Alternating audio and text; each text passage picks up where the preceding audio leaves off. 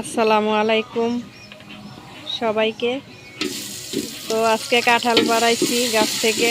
কাঁঠাল পাড়ানোর পরে ভাবলাম যেহেতু কাঁঠাল পাড়লাম, তো এবার বৃষ্টির দিনে তেহারি হয়ে যাক।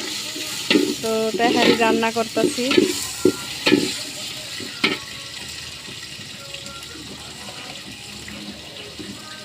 তাহলে দেখুন কিভাবে রান্না করি আর সবাই খাবো।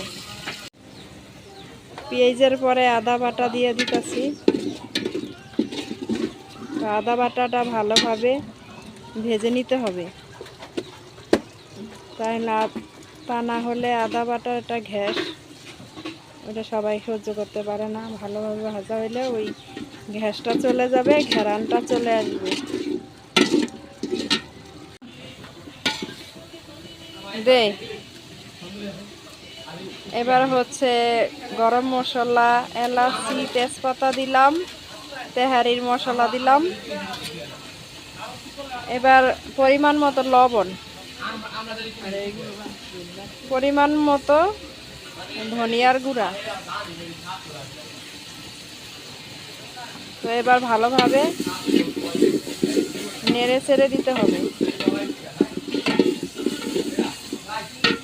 এবার হচ্ছে মশলা কষানোর পরে মাংস দিয়ে দিব।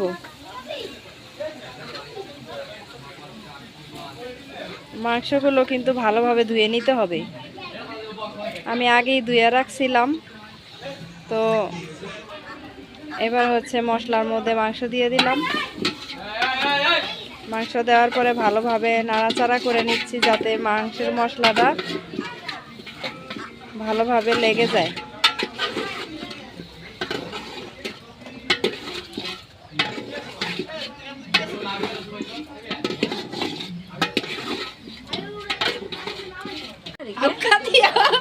মরিচ দিয়ে দেই। ওকে ওকে, হ্যাঁ দিয়ে দেই। লাড়া দাও। চাল দিয়ে দাও। অনেক দিবি? গলে নি?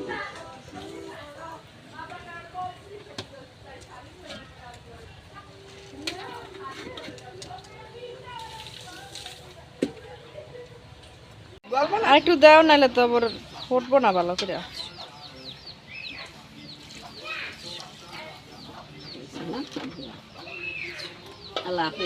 এলা ঢাকনা দিয়ে দাও, আর দরকার নেই লাড়া ছাড়া। ঢাকনা দাও, ঢাকনা দাও। মাংস দেখছিলা? আমি আবার আমি কমাই দিছি। দেখ আবার আগে দেওয়া আছে না।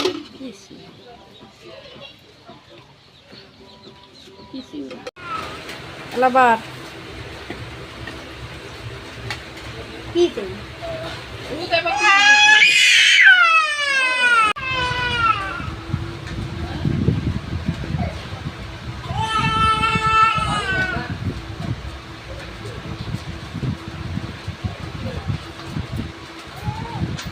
লেবু এমনি কাটে মানছি